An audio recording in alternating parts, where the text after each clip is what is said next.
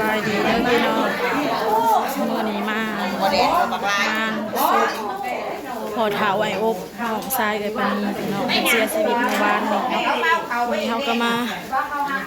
ซอยงานมากินข้าวนำเพิ่นลืมถ่ายได้เงิน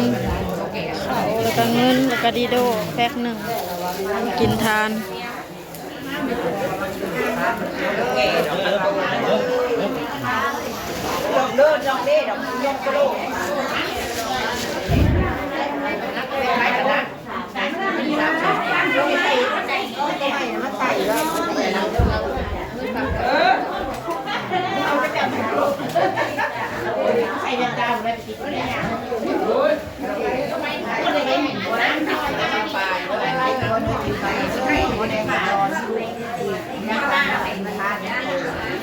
มึงลงนี่เนี่ย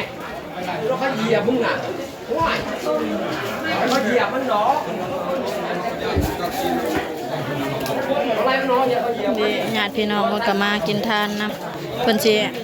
อันนั้นตรงซุปหรือว่าเอาลงมื้อนี้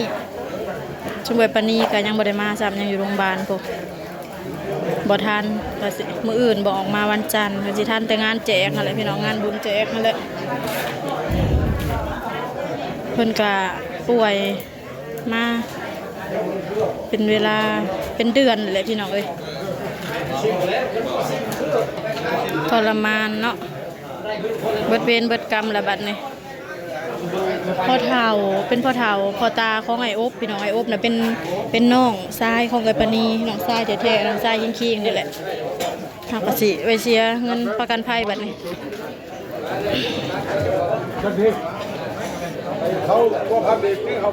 กำลังเริ่มย่อเขาพี่น้องเขาเที่ยงเพื่อนเราก็อยู่แคมป์หวยอากาศดีลมเย็นวอยๆย่อเขา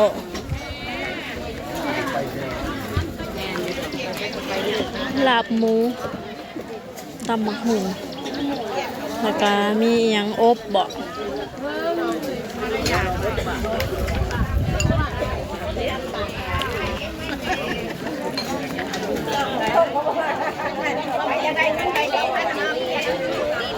ตำบักหุ่งก็คือขาดไม่ได้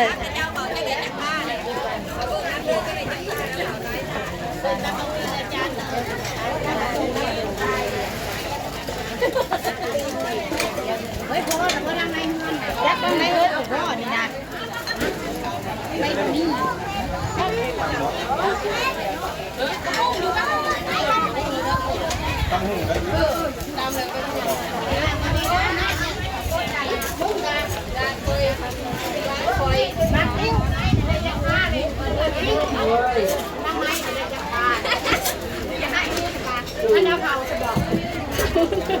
นี่ยังห้ามบนความ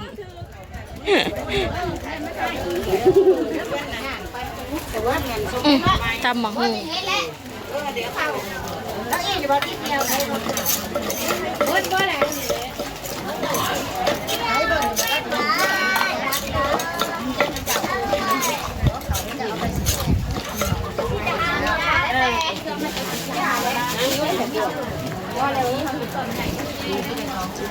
ไม่มีบ่วงวัดแล้วดิเอ้ย ก็จังเขาเจ้าย่อเขาเจ้าย่อไปเป็นกระตอคือจังย่อเฮ็ดย่อไปทางผม เพราะเขาเจ้าไปเสิร์ฟยืมบ่วง มีบ่วงนะมันเป็นมีหลายแล้วเป็นกระต้าบุญไม่มีงู เห็นเขาเจ้าย่อไปพวงผมย่อไปเป็นกระตอก ระจางเด้อ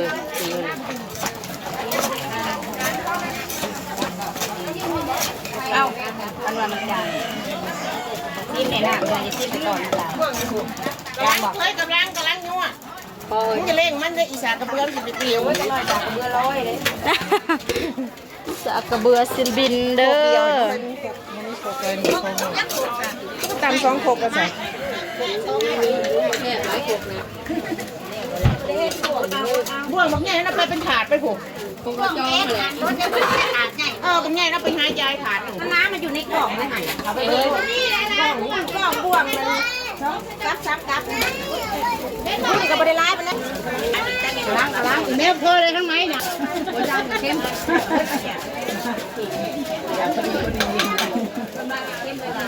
3 รส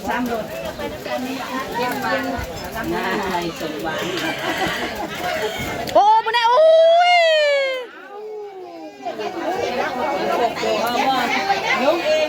ลงเอง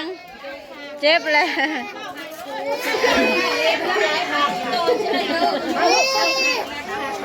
หัวซักมีแต่เจ็บกับมีเล่นที่คนเล่นน้ำมัน